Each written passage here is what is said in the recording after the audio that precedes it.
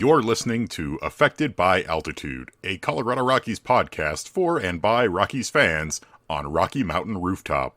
Thank you for joining us as we discuss all things baseball and Colorado Rockies. Hello, everybody. Welcome here to another edition of Affected by Altitude, a Colorado Rockies podcast with Rocky Mountain Rooftop, proud affiliate of Fans First Sports Network. I am your host, Skyler Timmons, joined here once again by Evan Lang. Hi. Howdy, howdy. We are both wearing City Connect hats, old and new. I was trying to think of what to say of it's a terrible, terrible baseball team, but I guess somebody's got to talk about it. It's a dirty job, but someone's got to do it. We'll get Mike Rowe in here, and he's going to see the dirty job of watching the Rockies. I've heard he's not very nice in real life, which makes me kind of sad because I liked that show. Mm-hmm. Oh, that's most celebrities these days. That's true. But fans of this show, watching the video version, you'll notice, Evan, new dresser in the background. Ooh. So there we go. Hey, look, the Blackman jersey's lifted up a little bit. Mm-hmm. Now all you can see is it saying, blah. Blah, one. Blah. It could be Blackman. It could just be black. Who knows? You don't strike me as the kind of guy who would buy a Bud Black jersey. Sure. Who knows? Really? How many people own those, do you think? I've seen them. There we go. I would never buy one myself, but I have seen them available. And I own things from obscure players and players that are, I own a bat, an Alaris Montero bat. I own Garrett Hampson paraphernalia. I'm no one to judge for who or what you purchase memorabilia for. However, if you know what? No, I'll say it. If you buy the jersey of the manager, you're weird. That's a weird thing to do. Yeah. If you have a Bud Black Royals jersey from his playing days, yeah, that's fine. Yeah, that's a completely different thing. That's a neat little thing. But if who gets a manager jersey? Bud Black as the manager of the Rockies jersey, it's odd. But then again, I would rock a Don Baylor Rockies jersey, so I guess I don't know. Maybe it's just guys that I like. Yeah, you're just being clouded by your hate of Bud Black. I don't hate him. I just strongly dislike him as the manager of the Rockies. I just think he should be fired. You heard it here first, folks, but we got plenty to talk about here today involving probably bits of the manager. But Evan, the Rockies, as of now, well, they're bad. They're very bad. They're Star Wars prequel trilogy bad. The thing is, though, the prequel trilogy can grow on you with time. And a lot of the supplemental material, all the other shows and some of the other stuff like that, can make you appreciate it just a little bit more. There ain't nothing saving this season. There's nothing. So here we go. Here's a different analogy. It's Marvel's Secret Invasion bad. I didn't watch that. And for good reason, Evan. But Rockies... Is it Eternals bad? Eternals isn't bad. I haven't seen it. All I know is that everybody tells me it's bad, and so I never watched it. Most people are wrong. Secret Invasion is bad. But Rockies are 4-23 on the season after getting swept once again.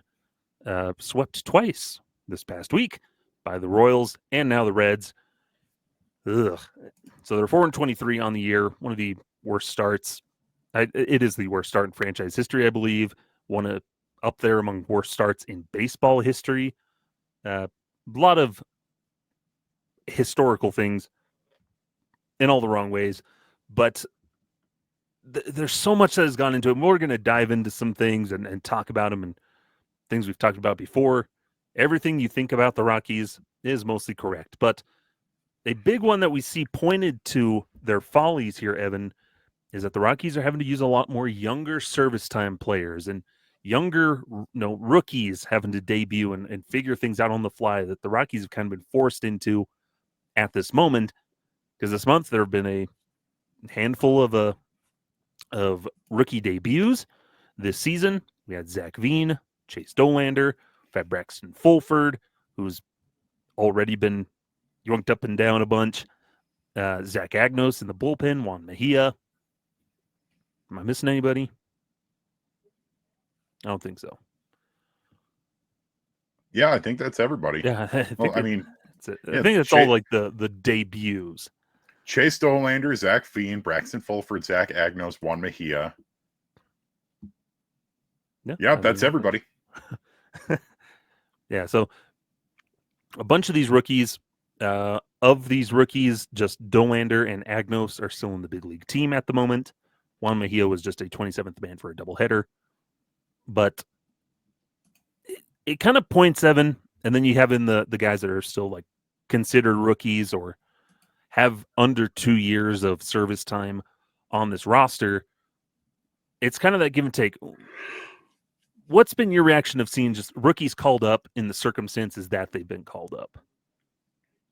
I mean, my honest take is that like we could just keep doing this, and it's the coaching staff that is not equipped to help a very young baseball team and all of these rookies succeed.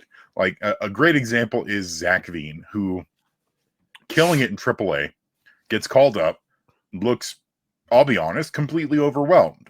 He struggled, especially with those fastballs high, couldn't hit him. We send him back down to AAA, and he's immediately raking again. And that tells me that there's an obvious disconnect between what he's being, coached to do in the big leagues and what he's seeing in the big leagues versus what he's seeing and being coached with in AAA. And at the same time, though, like you'll hear Bud Black so often goes back to the well in his post-game interviews of, oh, well, so many of these guys on the team don't have much service time.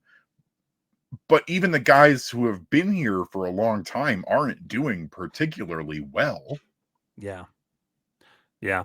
When you're Ryan McMahon, who we'll talk about we'll go more in depth about specific hitters and everything a little bit more. But yeah, you see that contrast where it seems like when it comes to these rookies, it's the Rockies still being stuck in who are they and what do they need to be doing as a franchise right now. They know, we need to start easing in rookies.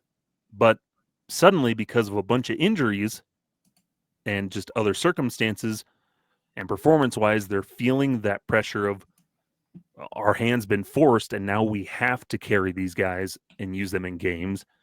And that's not necessarily what we were comfortable planning on doing right now. And so, like you mentioned, it's a team that's ill-equipped for their current circumstances of letting these young guys play out some things and having staff around them that can help them develop and learn and grow that experience at the big leagues that they want them to have so much. And that's I think that's where the disconnect comes in, where they want to win games, but we all know that's not a reality this season. They only have 4 wins. So, and the thing that bothers me is that we are now basically 3 seasons in a row where it's been, they claim to be, they want the young guys to play, but they want to get as many wins as they can. They're a rebuilding team, but this and this and this. But every season, it's, well, our hands got forced, and now we have to play a bunch of the young guys. Yeah, and then they blame the injuries and all these other things. Whereas, I don't know if you knew this, Evan, but did you know that injuries happen to every team in Major League Baseball? The Los Angeles Dodgers won the World Series last year, dealing with more pitcher injuries than pretty much any other team. Mm-hmm. So it's such a lame excuse. And like I said, it's not just the kids who are playing poorly. It's pretty much everybody. Mm-hmm. This team is wretched to watch.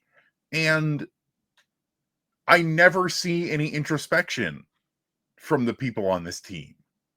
Yeah. They all look miserable in the dugout. They all look miserable in pressers. Nobody seems to be having any fun, which I can't blame them because they're 4-23, which is, according to Mike Petriello, they're just one of 4 teams to start that poorly in the integration era. Ooh. It's bad. Like, this team is really, really bad. Yeah. And so I think the way that you could make things exciting is having some of these rookies play. We were excited to see Zach Veen out there playing every day. Yeah, we hate to see him struggle, but we wanted to just see that growth process because in this world, but where's the hope going to come from of building to the future? They talk about, there's bamboo growing, like there's prospects under the bamboo and all this stuff, and they're on the way. And so then we see these guys come up, and yeah, like Zach Agnos looking good out of the pen in his few appearances, looking good. Braxton Fulford had a home run. And Chase Dolander, we've seen the glimpses of what he can do, and he's going to keep getting those opportunities. Veen will be back up again at some point. It's hard to get excited about a team when you're watching a Ryan McMahon go 0 for whatever, Kyle Farmer 0 for whatever, and Alan Trejo come back again. And I don't want to watch that. I want to watch the new stuff. No, I'm tired of that. Those dog commercials for like the farmer's dog, like, how would you feel if you had to eat the same meal every day? That's what we're getting with the Rockies. It's the same old soggy meal day after day when the new lean meats are right there waiting to play. And a better example would be if you have a Rockies TV subscription. Every commercial break, and I mean every commercial break, that stupid bread maker ad for Southwest Airlines, every break. That's Rockies baseball this year. And here's the thing is, like, there is no benefit towards being this bad. There is no top 10 pick awaiting the Rockies at the end of this season. Yeah. We get nothing for being this bad. So why at least do we not make the product interesting in some regard? And it's the same, doing the same things of, like, I get it that the depth is really thin right now. We keep running Kyle Farmer up there. Oh, you're it's okay. It's just Todd Helton. Keep going. Running Kyle Farmer out there. We called up Owen Miller. I wanted to call him Owen Wilson for some reason. And it's like, to me, Alan Trejo and Owen Miller are equivalent players. Like, there's no reason to have them both on the roster at the same time. Except for injuries. Yes. Yeah. Which is part of it too of, they've been decimated by these injuries. Chris Bryant's down. Their plans were thrown into whack because Tyro Estrada was put on the injured list. Kyle Farmer's still dealing with some back stuff. Ezekiel Tovar is still out for a little while with that hip injury. Aaron Schunk pulled his left groin, which, those are no fun. But he's on the injured list after getting called up to replace Tovar. And so you're spread pretty thin here. And yeah, you could have called up Ryan Ritter. He's another guy, but it gets to a point where it's hard where you're feeling your hands forced and you're rushing guys up before you really need to, but then also out of necessity of how do you balance it all out? And so the Rockies are just they lack of foresight, Evan. You can see the lack of foresight for the Rockies in their current predicament, where they had an idea of using rookies and younger service time players this year, supplemented by these veterans. But even those other players, they're down. Then their veterans aren't doing anything, and then the rookies are struggling as well. So it's just all a mess where they can't get the tracks. And my question for you, Skyler, just to talk about some of these injuries, is in a season like this, the season is lost. There is already no bouncing back from a start this bad. Mm-hmm. Do you bother to rush some of these guys back? Like, I love Ezekiel Tovar, and it is more fun to watch him play. But when Bud Black is out there saying that this hip issue is going to bother him all season, even when he comes back, my first thought is, well, shut him down then. Mm-hmm. I would much rather just have him get right and take as much time as that possibly needs, because even if we have him back, it's not going to help us win, and it's not going to really do anything. Like, it's kind of the same thing where we were talking about with Brenton Doyle last week, is that there's no benefit to rushing him back, because you just want them to be right and be healthy, because them rushing back and potentially not being ready to go, either mentally or physically, doesn't contribute to anything. Because maybe the Rockies go on a little bit of a winning streak. They are already so far back in the division that it's comical. They already are off to one of the worst starts in the history of baseball. You can't just bounce back from that. There is no bounce back from that. Yeah. Yeah, and that's the hard thing, because obviously you want your best players on the field at all times. But when it comes to an injury, you have to be careful with them, because when they're saying, "Oh, Ezekiel Tovar, he'll have to play through some discomfort for the rest of the season," I'm like, then no. Yeah, why does he have to play through discomfort? We are going to be losing games, and I love Ezekiel Tovar. He's one of my favorite players on this team. He's a delight to watch. He's a great person. Love him. I don't want to see him on the field if it means he's in pain and struggling to contribute to a team that's going nowhere but down. Yeah, because if that's the case, then you then bring up Ryan Ritter, because Alan Trejo, Kyle Farmer, Owen Miller should not be your starting shortstop every day. Yeah. Get somebody in there who can start every day, and then have Amador at second. Yeah. Honestly, like, this team has a depth problem that it shouldn't have, because they came into the season with a surplus goods in the infield, and that was been very quickly decimated. And part of me wonders if they're concerned for not of why they didn't call Ryan Ritter is, well, what if he gets hurt and then we've got nobody? Because that's kind of where the Rockies are at right now, where they have one true second baseman on the roster in Adael Amador. Don't really have any true second baseman down in AAA.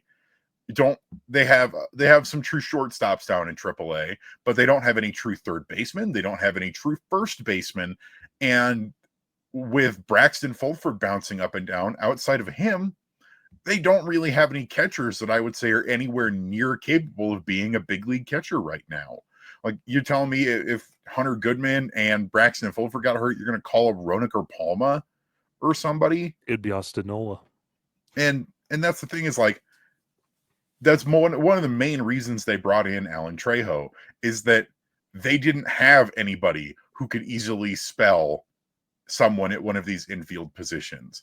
Because outside of Ryan McMahon, they have no true third baseman on the big league level or in the AAA level. The next guy up is Kyle Karros down in AA. Outside of Michael Tolia, they have no true first baseman at the big league level or in AAA level. They have guys who can play first base, but no true, like, actual first baseman. But hey, we got plenty of outfielders. And what more could you ask for, Evan? And even then, we're running kind of low. Yeah, so it's just messy, where it's also where it's nice to see those younger players, and we want them to succeed, but also they need to be in a position to where they can develop and succeed when it's not them getting rushed up. And it's all just a weird balance that the Rockies have no idea how to fix, and I don't have the answers either. Yeah, and I'm pleased as punch to be seeing some of the young guys. Zach Agnos, a treat. Finally got his first big league strikeout today. That was awesome. Juan Mejia was pretty fun to watch when he came up as the 27th man. Like, even though we're bad, you can still find your joy in those other things. Adael Amador hitting his first home run yesterday. That was awesome. He got his first RBI the same way. Like, he's settling in. And then they didn't play him this today, which, like, you guessed was based on handedness matchup. But, like, for years, we were always told that, well, Bud Black's policy is you hit a home run, you're in the lineup the next day. But that hasn't been the case for the young guys. Yeah. It's all a mess. But before we break here, Evan, who do you think will be the next rookie to make his debut this season? Who's the next man up? The easy answer is probably Yanquiel Fernandez because he's already on the 40. Mm-hmm. Yeah. And he's hitting taters. He's starting to find his rhythm. He had a rough start. And you can say that for a lot of guys. Like, guys in AAA are starting to round out and find their groove. And it's because they're getting consistent playing time. Mm-hmm.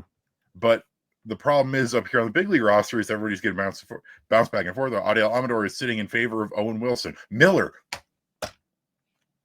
Ka-chow. Owen Miller. Yeah, you look at that 40-man, and there's a lot of empty spaces, and you get mixed up too because there's just so many guys that are on the 10-day injured list, which there needs to be another thing in there in between 10 and 60. Give me like a 30-day injured list. Yeah. Thing too that can open up a roster spot. Something. I mean, that would make sense because for pitchers it's 15. Yeah, they're on the 15-day IL. And they've even got the 7-day concussion injured list. Mm-hmm. But like, yeah, when you have Chris Bryant 10-day, Tovar 10-day, Shunk 10-day, Freeman 10-day, Estrada got moved to the 60, but then you have Vodnik, he's on the 15-day. They're on them in perpetuity, but it's like if you're still gone beyond that day, you should have the option to like an in between that and the 60. But anyway, that's a conversation for another time. Neither here nor there. But I think for me, I'm trying to think. I would say position player wise, may be a while, but Kyle Karros feels like another one that's getting there. Maybe once if he gets the promotion up to AAA, that's when we can start putting him maybe on the radar a little bit more. But I feel like if something happens to Rymack or he gets traded or something, that Karros might get up there pretty quick. And another guy we might see this year is maybe Brendan Hardy, who just got activated for the first time this year and assigned to AAA. It's with how this season is going, we're going to see probably a lot of debuts. The problem is just how they handle it. Yeah, Gabriel Hughes maybe at some point. No, there's guys to look forward to. It's just a matter of, are they getting up because it's injury or because they've absolutely earned it and the Rockies are just turning it over? Because it feels like with a lot of these, it's reactionary to an injury of a player they were hoping would be there instead of calling up some of these guys because that's who should be up because they've earned it. Yeah. Because definitely these guys have earned it. I'm not saying they haven't. But in the Rockies' minds, it seems like they're just called up at a reactionary move instead of a proactive move. Which is why poor Braxton Fulford is bouncing back and forth. Yeah, I'm sure he's sick of that travel. But anyways, that'll end it here for this first segment. We'll take a break when we come back. Let's talk hitting here on Affected by Altitude. Back here on Affected by Altitude, Skyler Timmons.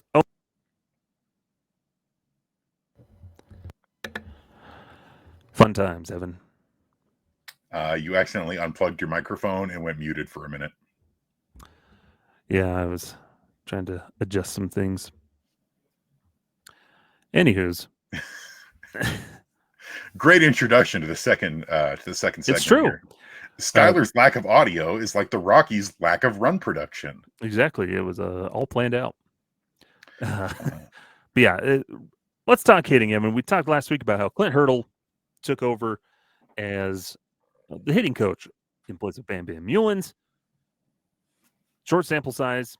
He's got a week and some change worth of games as the hitting coach. Is the hitting getting better at all, Evan? I would say yes, but it's still bad. Yeah, they're like baby steps. We're seeing some little tiny baby steps. And I'd hang in there with you where it seems like, I think the big thing, probably the most notable, strikeouts, still a problem, but they feel like they're reining them in just a tiny bit. It's not a guaranteed 10 plus strikeouts every single game. It's felt like over the last week or so, which is good. walks have improved a little bit as well, it seems. I think their on base in general since he took over has jumped up to a higher level than it was with Bam Bam to start the season. But again, still small sample size. That was still plenty of change, but a little bit baby steps, I would say. Yeah, I feel like the month of May is going to be much more of an indicator of where we are at, because at the end of May, we'll have a full month in terms of sample size, sort of just like the half or so month that we've had since Hensley Mullins was terminated and Clint Hurdle took over, and we have a little bit more of an even split. But it does feel like it's at least been better. Some guys have kind of broken out a little bit. Michael Tolley has been hitting a little bit better. Jordan Beck has been hitting a little bit better. It's baby steps, but you still can't say this offense is good. Yeah. That run differential came into Sunday with a run differential of -62, the worst in the league by over 30 runs. And then the Rockies proceeded to lose 8-1 today, 7-1. Yeah, 8-1. So, Ooh. yeah, the Rockies are still bad, and honestly, no change is going to fix that. Yeah, and like we had mentioned, any change isn't going to happen overnight with them. With no changing of a hitting coach, you hope that Hurdle's starting to hope we can implement just some things to help some of these guys get on track in the interim for the rest of the season. But let's start here with Jordan Beck, who, Evan, he comes back and essentially takes back his spot on the roster after a big series in Kansas City. Worked out for him pretty well. He now leads the team in home runs with 5. He has 10 RBIs. That is I believe that's among tops on the team as well. That puts him 4th on the team in 46 at-bats. He has 1 triple, 5 homers, hitting .261. I believe that .261. The .261 average would lead the team, but he's not I believe, among qualified hitters. Yeah. Aside from Alan Trejo, who went 1 for 3 in his 2025 Rockies debut, Jordan Beck has the highest batting average at .261 for the Rockies. Yeah, and so that is a big improvement, because in his first 20 at-bats in 9 games before he was sent down, he had 3 hits in 20 at-bats. He had no home runs. He had no extra base hits. It was a struggle for him. That's pretty bad. And but then AAA too. Yeah, he was not looking good, and then he gets called back up out of necessity. And since coming back up in 7, again, it's a small sample size in both, but 7 games, 27 plate appearances. All of a sudden, he's 8 for 23 with a triple, 5 home runs, 8 ribbies, and is suddenly looking like one of the better hitters on the team. And, legged out, breaking up a no-hitter in today's game. Didn't really do much yesterday, but over the doubleheader in Kansas City and the first game of the series against the Cincinnati Reds, basically in the span of 36 hours, he surged all of his numbers back up. He hit those 5 home runs, and all of a sudden it's like, well, okay, is it time for the Mike Honcho comeback tour? And that's really great to see. Yeah, and you hope that it can be sustainable, that, he's at a high. Hopefully he can find like that nice middle ground where it's still, he's tapping into that potential of why the Rockies like him so much, of a power hitter, a good run producer. He's got 4 stolen bases. That leads the team. Yeah. And he's still playing some good defense, still growing and developing there. But he's, as a young player, that's what you like to see out of a young guy like him. Yeah. And you can't expect, like, the pace that he's set in that 36 hours is not a sustainable pace. You can't expect him to be hitting 5 home runs even every series. But if he can just, like you said, reach a nice little middle ground of being a good, regular, productive player and not having these red hot and ice cold flashes, that's a big league ball player right here. And that's what we want to see from Jordan Beck. Yeah. And you hope that that maybe it's a little bit of that humbling moment where he gets sent down and he's struggling there. And then when he comes back up, that then Clint Hurdle's there to work with him, and he's worked with him before, is roving around in the minors, where he's battling against those high fastballs a little bit better. He was getting tied up on those, getting beat by him. But now on a lot of those home runs, he's attacking pitches up in the zone or he's laying off them. His vision just looks better and looking more comfortable at the plate coming back. So it's nice to see. Well, we said it's 1 out of 9 in a lineup. You need some more guys, and maybe one of the other ones that's showing, like you mentioned earlier before, with Hunter Goodman. I think he's one that's he started off the season really hot, and then he went ice cold, and now he's picking things back up a little bit more, but kind of in a different way, Evan, where it's not so much ball go far Goodman, it's more well-rounded at bats making contact Hunter Goodman, which is really nice to see. Yeah, he's got in his last 4 games, he's got 3 multi-hit games, and one of those does include a home run, but it's been much less of a home run or bust kind of plate approach for him. It's make contact, put the ball in play, and hit it where the fielder isn't. And that's been leading to success for him. And he's also striking out less, like legitimately striking out less, where over his last 4 games coming into today, he didn't strike out a single time. That's good. That's great. That's a big development. And then I need to find the score for today, which I should be vamping for as I pull that up here to see where he is at, because he had 1 strikeout today. Yeah, 1 strikeout in 5 games. Beautiful. Love it. Love to see it.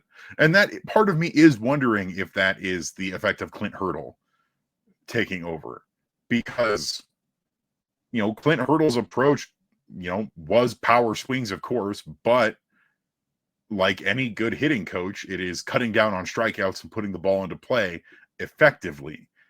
Now, the problem is the Rockies still aren't doing much with these hits, but yeah, like in Hunter Goodman has had 3 ribbies on the 24th, the first game of that doubleheader, and has none since. It's that kind of feast or famine offense is the problem for the Rockies. It's going to be baby steps still of, all right, now we're making contact, then let's try and add in the situational approach. Yeah, and you can look at Hunter Goodman, just the apex of, he was hitting 209 in San Diego, and then started to pick up things more and more. After the Los Angeles series, he's really picked things up, where I think that's what I've talked about before, where I've just always needed to see more from Hunter Goodman. Yeah, the power's nice, but he wasn't doing much else. Now he's doing that much else, finally, and you're starting to see it come together for him. And no, I honestly think his best thing is always going to be his bat. And so the opportunity of him being able to DH more often than not is going to be really good for him, because he could be a great DH for the Rockies. Yeah. Or for any team in general. Just a really good DH that can occasionally catch as needed. And so he has been DHing more and catching less over the last few weeks. Yeah. But he'll probably start to, since there's only the 2 catchers, he'll probably do some more now. But even then, you're starting to see that more well-rounded approach, which is nice to see. Baby steps for him, because that's what we've needed. We know the power's there. We know the production can be there. It's now putting it all together and looking a lot better at the plate. But brings up another guy, Evan.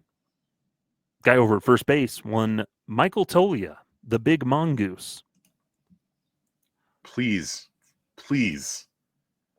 Drew, Huey, if you guys are listening to this, we are begging.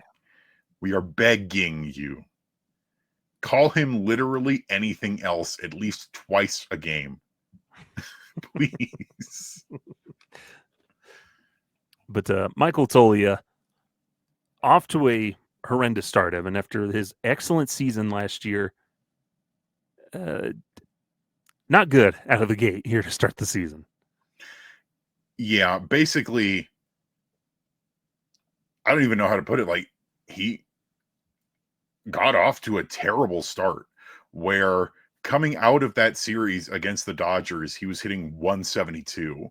And his low point so far in the season is, barely hitting above like 0.05. After the first couple series of the games, he's like hitting 0.053. He won a bunch of games without hits or just one hit. He had one really good game where I think it was the series finale against the Brewers here at Coors Field, where he had 3 hits and then fell off a cliff again. Mm-hmm. And what we need from Michael Toglia is, again, that consistency. And it's starting to pick up at least a little bit since the Rockies got home from that series against the Dodgers in LA. Mm-hmm. He's hitting a lot better. Not as much of the power as I think we would like from him. Only 1 home run and 1 double in that span, but he's 9 for 27, 2 walks to 8 strikeouts, overall slash line 333, 367, 481. That is an improvement. And it's one of those things where we need to see what we saw from him last season. And if he was just a really bad, really painful, slow start, okay. But if he can then be consistent the rest of the way, and I know that there's a long season ahead of him, but just start picking back up that consistency, putting the ball in play, taking more walks, because that was something he was excelling at last season, was drawing walks. Then we're good. Yeah. A big part of it is probably like a lot of these other guys, like we saw with the Nolan Jones last year or some other guys that we've seen where they do good and then they come into the new season and maybe their goals are a little too lofty for themselves, or they're putting too much pressure, trying to do too much at the plate. And that's a thing we keep hearing. The Rockies are trying to do too much at the plate when at the end of the day, it's get the bat to the ball. We just need to do those simple things. Then the home runs will come. And I think that's what's been nice with Toglia is we're starting to see him now when he making contacts, those hits are singles. Yeah, it would be nice if he was hitting big home runs, but Evan, boy howdy, when he does get a hold of one for a homer, those suckers are clobbered. Wow. It's the same with Goodman. Yeah. For both of them, it is, if they can just make consistent contact, we know that they are 2 big, strong guys who are going to crush a baseball if they get a hold of one.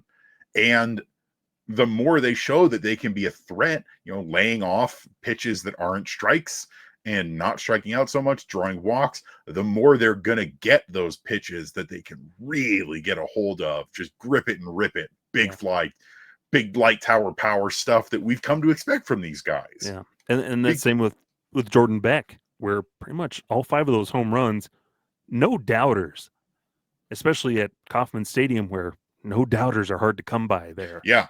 One of the biggest outfields in the league. And he crushed the ball. And that's what you can see throughout this lineup. Like these 3 guys are prime examples. The power swing, you don't have to force it. If you're making contact, focus on making contact. You've already got the power. It's you got to make the contact, which is hard to teach for some of these guys. But it's such a tough thing, and I think that's what makes Clint Hurdle a useful coach right now, because look at the guys he's worked with in his career. A lot of power numbers, a lot of contact. Had a 282 batting average when he was hitting coach of the Rockies, Evan. Yeah, and granted, those were the pre-humidor days. Yeah, but even then. But even before the humidor, you still had to make good contact. Yeah. Like, yes, you definitely got some assistance because the ball would fly farther. But a lot of it, remember, it wasn't necessarily homers were a big part of it. It was that singles would turn into doubles, would turn into triples, would turn into home runs. So you could still make good contact with a ball, and it's just going to extend the life of the ball. And that's the thing here is hitting singles is fine as long as you are making that consistent contact, and then eventually you're going to get more and more and more out of your swing. Mm-hmm. Because nobody's expecting, to expect a home run every at bat is unreasonable. but to expect a decently competitive at bat, even if you strike out, if you have an extended at bat, foul a couple off, make good contact, that's a reasonable expectation. Yeah. Where, early in the Rockies season, they were taking some of the fewest pitches of any at bat, of any team. It was just swing, swing, swing, you're out. Bye. Get out. Mm-hmm. Or it's they don't even swing because they watch strike one, strike two, wave and a miss at strike three, down and away. Or they don't swing at strike three. We'll talk about Ryan McMahon in a minute here, but Ryan McMahon over the last week or so has struck out looking a ton. Mm-hmm. Yeah, and so we're seeing some of these younger guys we've mentioned before, the veterans. It's some of the more established guys that are really struggling, and Ryan McMahon, I think, is the big one where we've talked about he's usually been a strong first half type of player, but fallen off in the second half. So far, he's made the speed run into a bad first half. He's struggled this month. And usually he's been better in April.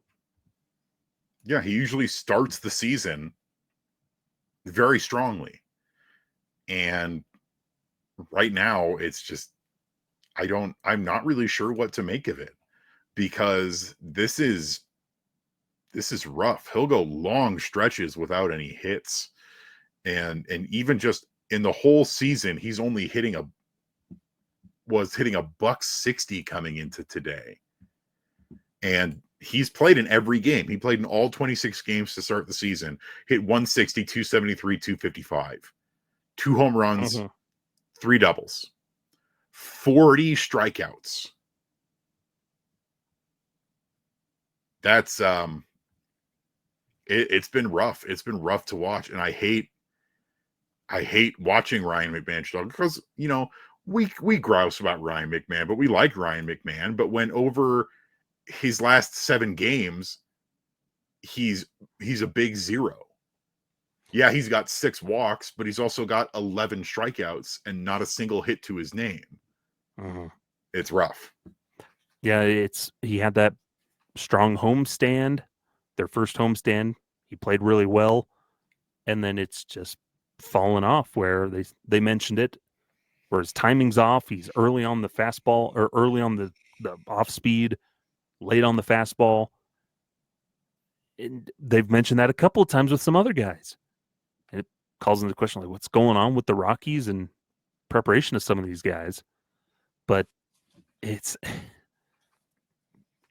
seems like it's a make or break with Ryan McMahon, because guys are coming that they're excited about, and you can't afford to just have the same old standard of Ryan McMahon at the plate, because we know what he is.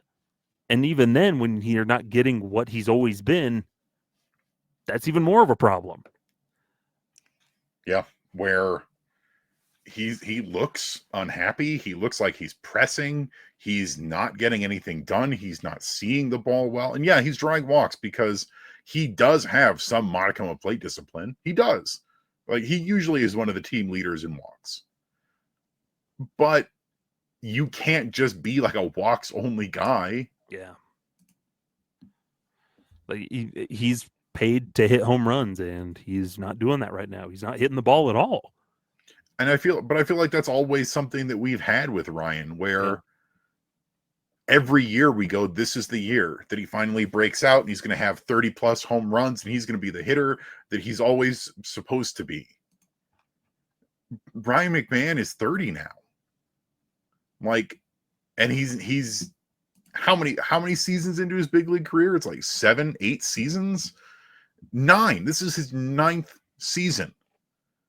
And granted, in 2017, he only played 17 games. So charitably, you could say eighth full season. Mm-hmm. But he's just never become that hitter that the Rockies needed him to be. And this year, and I think because he's pressing so much, his glove work hasn't been that good either. Like, the one thing you can always rely on Ryan McMahon is that he is a damn good third baseman. And he's struggled defensively. This whole team has. But with Ryan McMahon, it's particularly glaring because you expect him to be the gold standard of a defensive third baseman. Yeah. And it seems like he's been touched by the curse of the Rockies All-Star because CJ Crone kind of fell off after he was an All-Star. Imran Marquez started to fall off after he was an All-Star. Elias Elias Diaz Diaz. exploded both of his knees after he was an all-star. So the moral of the story is, please, MLB, don't make any Rocky an all-star this year. I think a big part of it, more of, and we're running super long on this segment, but I think what plays into that more of is that the Rockies all-stars aren't necessarily all-stars in terms of their performance. Yeah. They're all-stars by default because, well, each team's got to have an all-star in the all-star game, right? Mm-hmm. And in other seasons past, before that was a rule, the Rockies wouldn't have any all-stars. And it's really just, yeah, you pick the guy who's doing the best at the time, but they all fell off after the all-star break. And Ryan McMahon, he was already falling off in like early June last year. Mm-hmm. And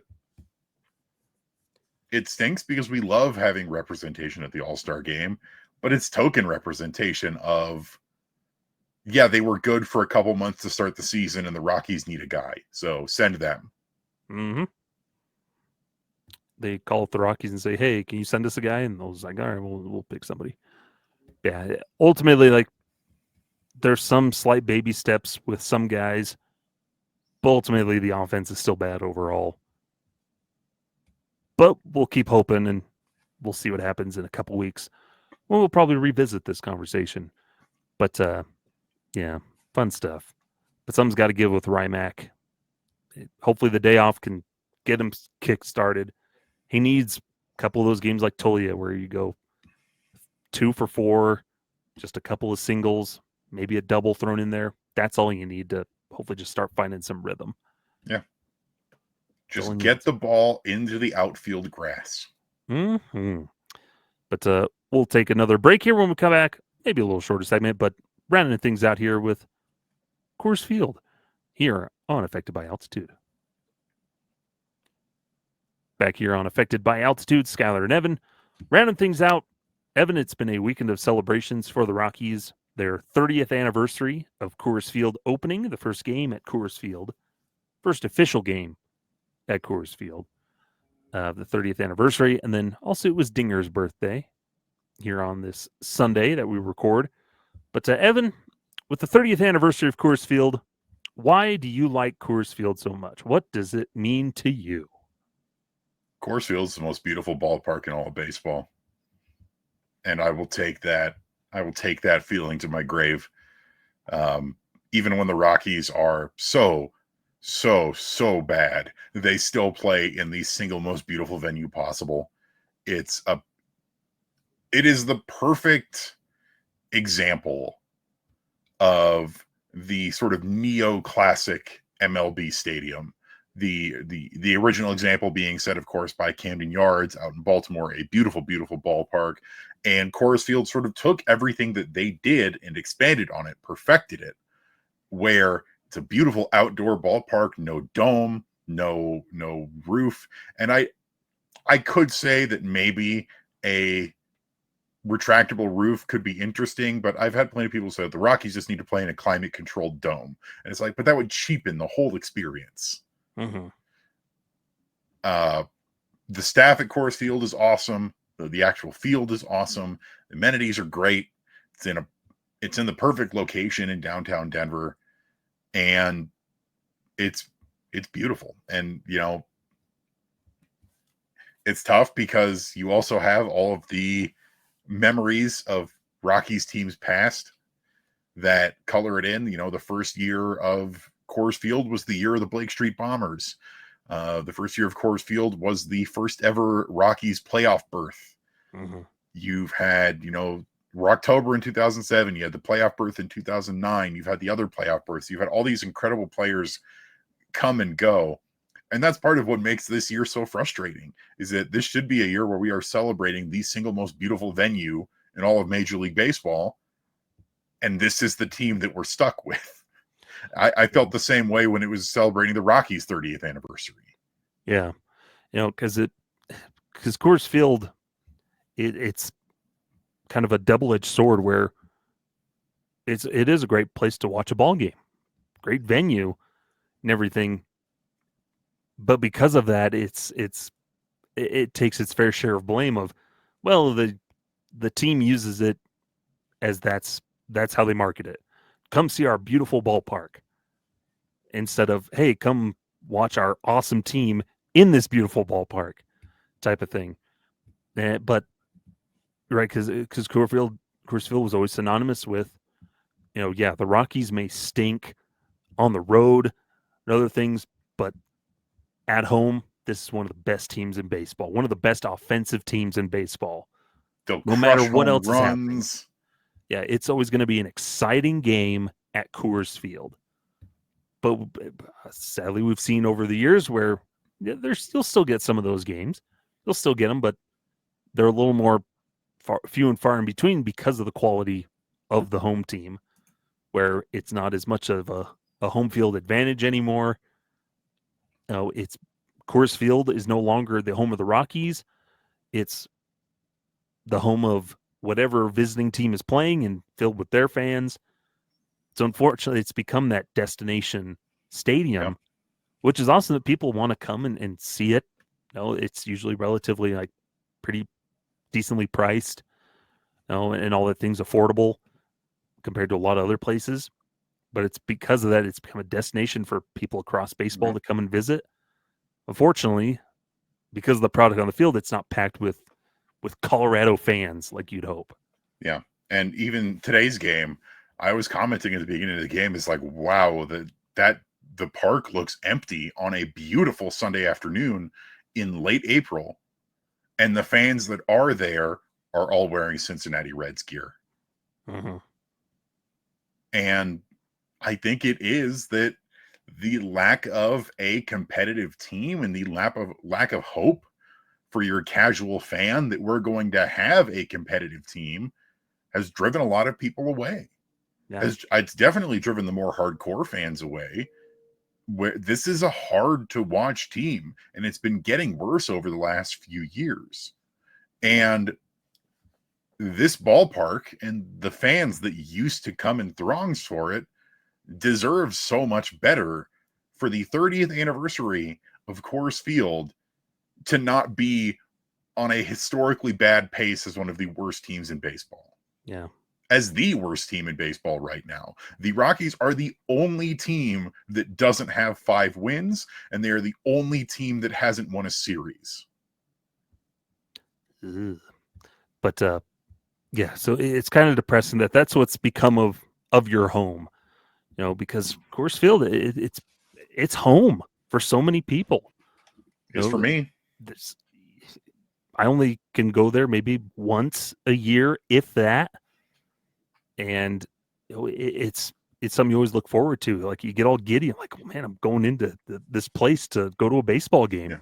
The sign of a good ballpark is that even after the game is over, you don't want to leave.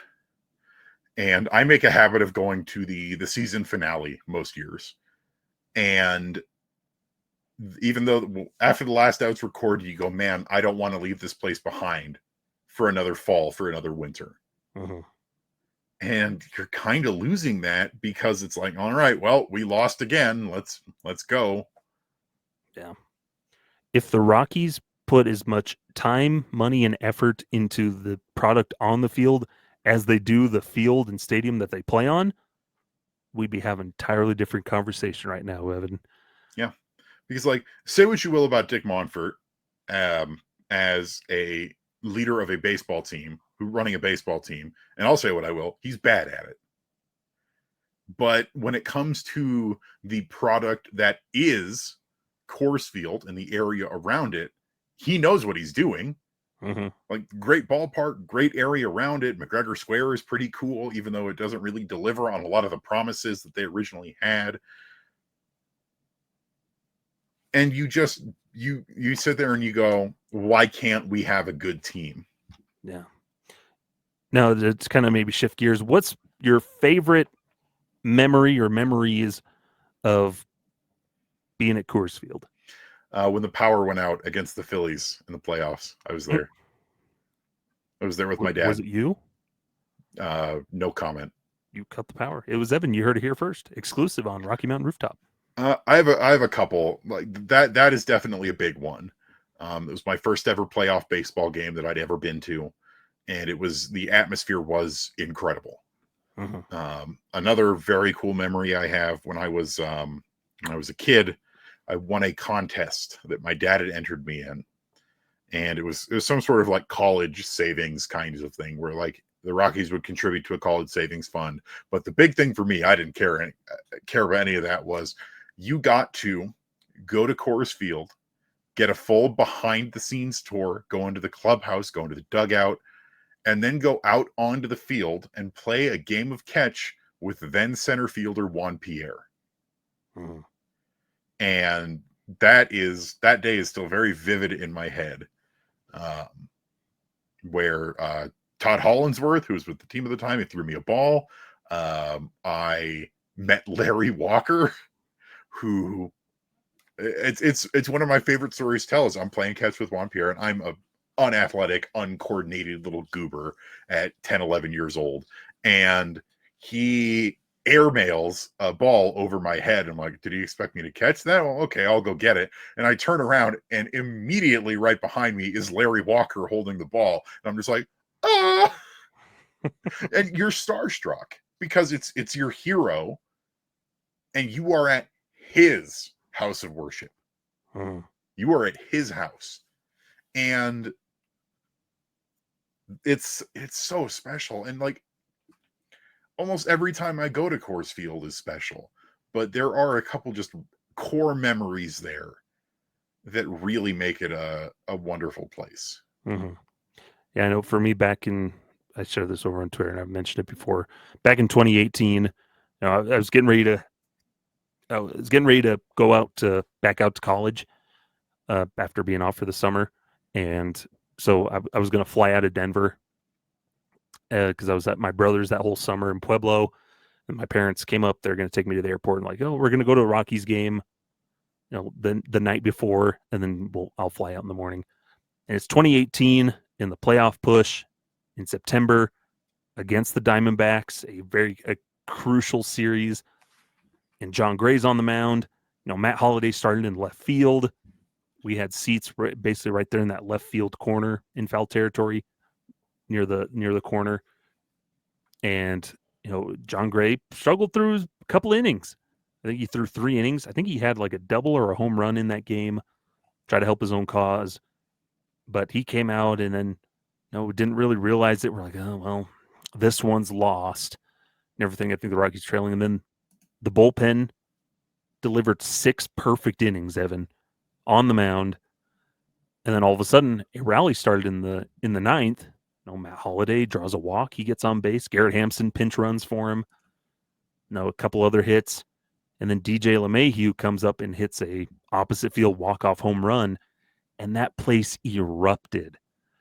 And with my dad, who never really shows a lot of emotion, Evan, but even he's just like going nuts with it too. And so a cool moment just to that nice playoff atmosphere at Coors Field, of that place rocking, and like, take that Diamondbacks. Always a really cool moment, like of what Coors Field could be and what it should be year after year.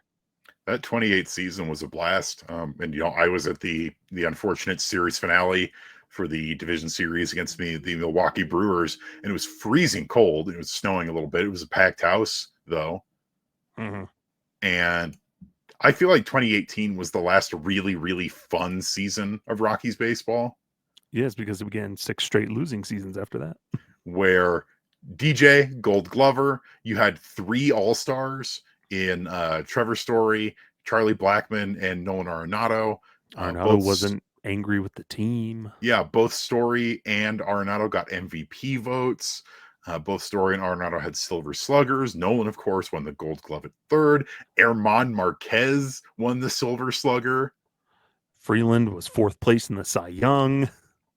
it was a really fun season, and a lot of fun players on there too. Like, I'm looking at our top guys in WAR for that season. Kyle Freeland with 7.6, Nolan Arenado with 6.3, Trevor Story with 6.3, Armand with 4.8, and like just those top 4 guys have more WAR than like any single player has in a single season since then. Yeah. Yeah, it was a good place. You know, man, that was a fun one. Because then you go get on the post game show afterwards, and everybody's just like cheering, chanting LeMahieu or DJ, everything. DJ. Fun times. I'm trying to think of other moments. Here's one moment that sticks with me, Evan, of the first and only time I will ever sit on the rock pile.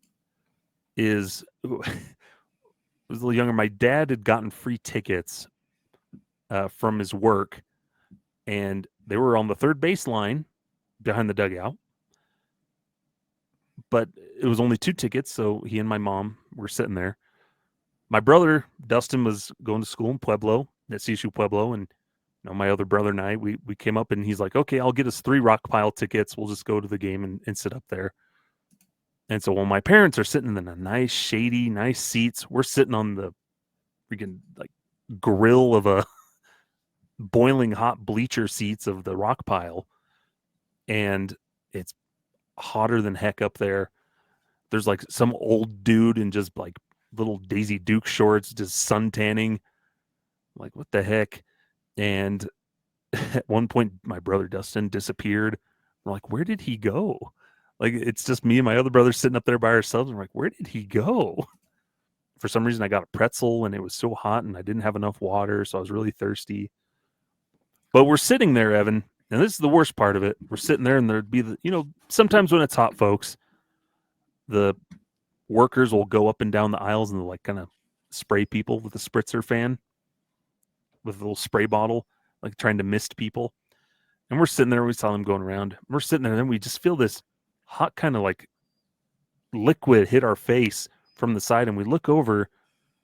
Some guy's taking a big old bite out of a hot dog, and this hot dog juice sprayed onto our face, Evan. And we're like, oh my goodness, I am never sitting up here ever again.